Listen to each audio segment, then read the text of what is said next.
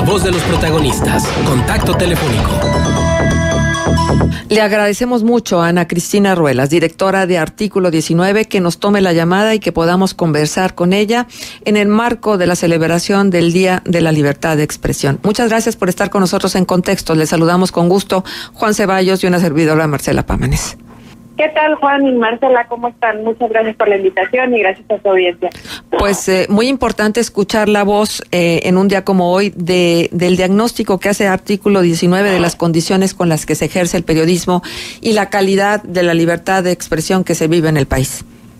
Sí, efectivamente. La libertad de expresión se encuentra en un punto crítico, en un punto de no retorno en el que las agresiones a la prensa van incrementándose. Vimos un incremento considerable de las agresiones en este año, 6 asesinatos, una desaparición.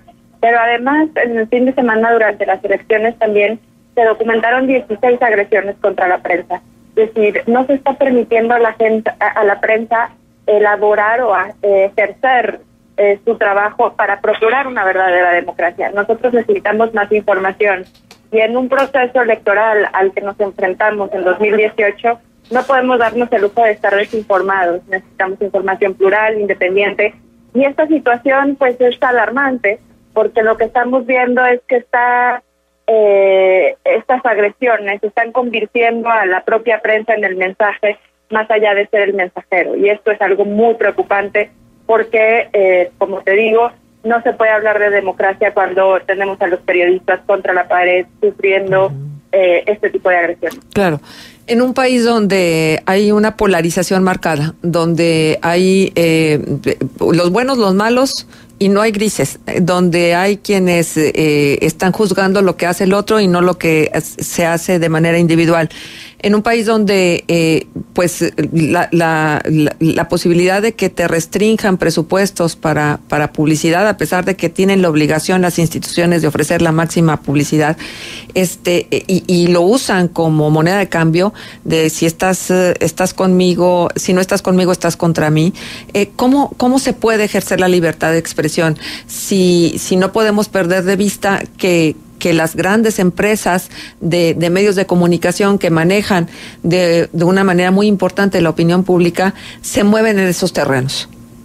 Efectivamente, y ahí tocas un punto clave. Una de las promesas incumplidas del presidente Enrique Peña Nieto fue la regulación de publicidad oficial. Si bien recordarán, antes de ocupar el cargo, pero ya habiendo sido presidente electo, él se comprometió a 3 cosas. 1, la reforma de transparencia, que ya quedó lista. 2, la reforma anticorrupción, que ya quedó lista. Y 3, la reforma en materia de publicidad oficial, que aún sigue siendo un asunto pendiente y que no ha podido, y que no ha avanzado y además ni siquiera se ha vuelto a mencionar, ¿no? Es algo muy preocupante porque de alguna manera la publicidad oficial se convierte en un mecanismo de censura sutil que además impacta de manera directa en la precariedad laboral de los y las periodistas. Y esto es algo muy preocupante que definitivamente también los gobiernos locales tendrían que legislar. Es decir, si bien es cierto que el gobierno federal no lo ha hecho, ¿por qué no lo hacen los estados? El dinero que se gasta en publicidad oficial es exorbitante. Simplemente en lo que va el gobierno de Enrique Peña Nieto se han gastado alrededor de 35,000 millones de pesos, que además no están regulados y no sabemos exactamente a qué campañas se fueron. Entonces, este tipo de cosas definitivamente limitan el campo de acción de la libertad de expresión y ponen en una situación muy complicada a los reporteros y reporteras que quieren ejercer un trabajo libre, sin presiones de ningún tipo. Además de esto, pues nosotros en Artículo 19 constantemente decimos el periodista está siempre entre la plata o el plomo, que es la publicidad oficial y el plomo, las agresiones que cada vez van incrementando de manera muy constante y además se vuelven cada vez más desinhibidas y más cínicas. Hemos visto en este año simplemente que 5 de los 6 asesinatos fueron en plena luz del día. El atentado contra la periodista guerrerense el fin de semana también fue a plena luz del día. Entonces, ¿qué está pasando? Los perpetradores saben que pueden agredir porque no hay consecuencia, porque a la fecha no existe ni una sola sentencia que vaya en contra de los perpetradores de los asesinatos contra periodistas o de personas desaparecidas o periodistas desaparecidos. Ajá. Ciertamente, la situación que se está viviendo es muy difícil, sobre todo también si metemos ahí el factor del narcotráfico y los grupos delincuenciales, y también metemos el factor de la revictimización de los periodistas asesinados o violentados, ¿no? Porque siempre hay como esta duda de que en algo andarían. Sí, efectivamente, el Estado justifica su ineficiencia diciendo que a un periodista lo matan por estar en un mal momento, en un mal lugar, con malos amigos. Y eso es algo que desde los propios medios de comunicación, no se pueden permitir, porque el simple hecho de hablar así, de estigmatizar, de criminalizar, de justificar su muerte por alguna razón, es que era malo, por eso lo mataron. Entonces, ¿qué significa eso? ¿Que no van a investigar? ¿Que no van a ver cuáles son las razones por las cuales fue asesinado, por las cuales fue desaparecido? Ese tipo de cosas son las que nos tenemos que preguntar. Y como te digo, algo que es muy importante es tomar en cuenta que el trabajo periodístico abona a el conocimiento público de información sobre corrupción y desaparición forzada de violencia y inseguridad. De alguna manera, la mayoría de los periodistas asesinados y desaparecidos en México estaban investigando hechos de corrupción y de violencia o de inseguridad en el país. Entonces, ¿qué tipo de información nos estamos perdiendo? ¿Y qué tipo de qué información nos están privando? Este tipo de cosas son las que no nos podemos permitir como sociedad, porque definitivamente cuando matan a un periodista, si bien matan la verdad sobre su muerte, también matan la verdad de aquella información que estaba buscando. Claro. Ahora, hay otro factor que a mí me gustaría que revisáramos en esta conversación, Ana Cristina, si me lo permites. Estamos platicando con Ana Cristina Ruelas, directora de Artículo 19, y es en un país donde hay tanto descrédito hacia las instituciones, donde hay tanta desconfianza, donde ahora todos nos vemos con ojos de tú puedes ser mi agresor o tú puedes ser sospechoso.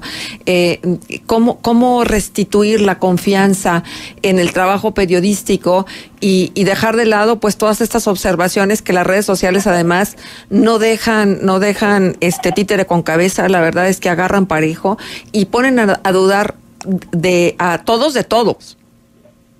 Yo creo que ahí hay una fuerte, como te digo, hay una corresponsabilidad de los medios de redignificar el trabajo periodístico, de hacer cambiar las narrativas que desde el gobierno y los propios medios de comunicación se han impulsado sobre la vinculación de la prensa con el gobierno.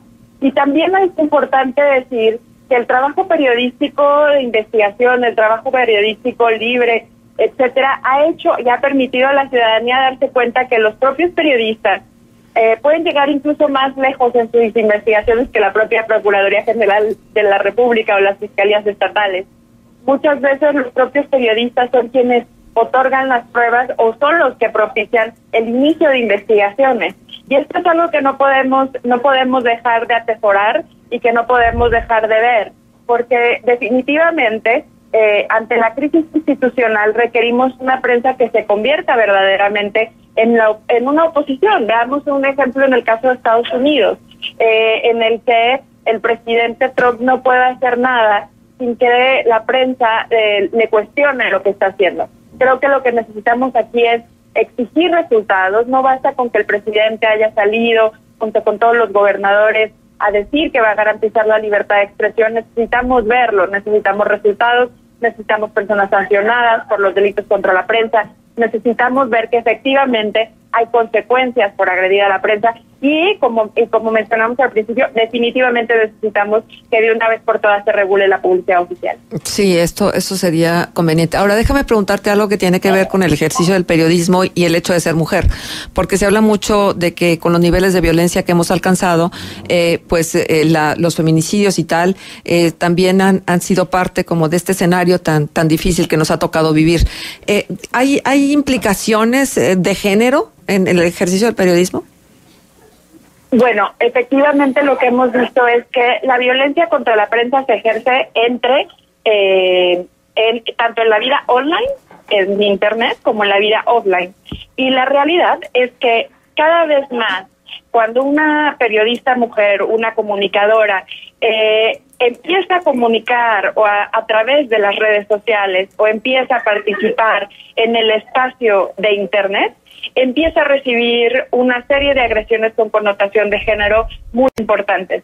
Las personas más amenazadas, los periodistas y las periodistas son las más amenazadas a través de Internet. Y esto es algo claro, tomando en cuenta también que todavía no superamos esta falta de igualdad entre hombres y mujeres, la discriminación sigue ahí y a través de las redes sociales se puede ver claramente. Cuando una mujer empieza a participar, una mujer periodista empieza a participar y emitir opiniones a través de las redes, a través de diferentes medios en Internet, las personas empiezan a agredirle como si ese no fuera un espacio en el que ellos, en el que nosotros pudiéramos participar, sino que nos tendríamos que regresar a los espacios históricamente reconocidos para las mujeres, que son la casa, ¿no? Y esto es algo determinantemente grave porque las agresiones contra mujeres se intensifican de manera simbólica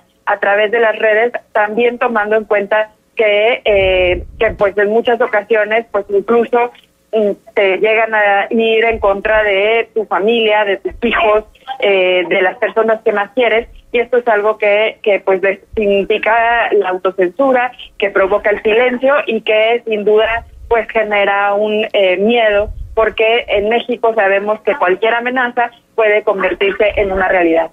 Ajá. Desde los estados se vive una realidad paralela a la del Distrito Federal y generalmente en los estados los pequeños diarios, las pequeñas revistas que se publican es a donde se ha concentrado de una manera más importante la agresión contra los periodistas, porque y sobre todo de la prensa escrita, quiero puntualizarlo, y no necesariamente de los medios electrónicos. ¿Cómo explicarnos esto? Bueno, efectivamente, la violencia contra la prensa no es escape en ninguno de los estados de la República.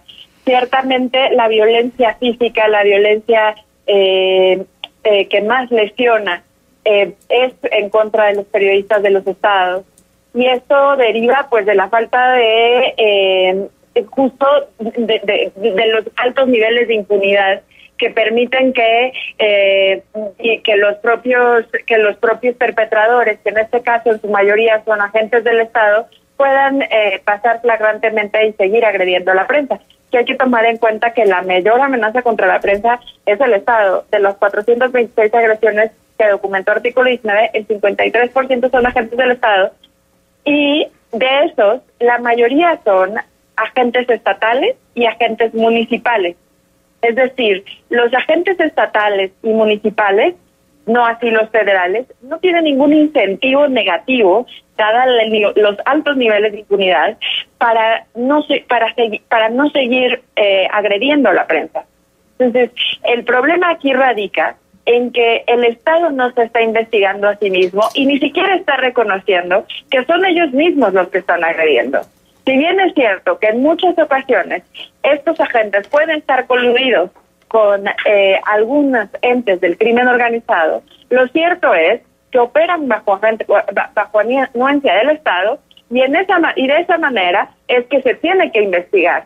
Pero actualmente no existe investigaciones relacionadas con agentes del Estado que están cometiendo este tipo de agresiones. Entonces, si me preguntas por qué en los estados se incrementa más, porque estos altos niveles de impunidad, dado que ellos son los mayores perpetradores de la prensa, pues permiten que esto siga ocurriendo y que siga pasando y que no haya consecuencias. Bien, y para concluir, Cristina, ¿hay mucho que celebrar o hay que construir la celebración? Sí, yo creo que hay que tomar en cuenta que ahora hay una cosa que hay que celebrar, que es la unión de grupos de periodísticas del gremio periodístico para discutir y formular una agenda de periodistas.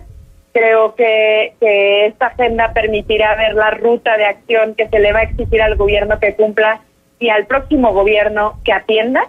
Y creo que es algo muy importante, es algo inédito que nunca antes se había realizado, pero que es algo de lo que nos tenemos que sentir orgullosos, porque nunca en la historia había habido una unión de esta manera.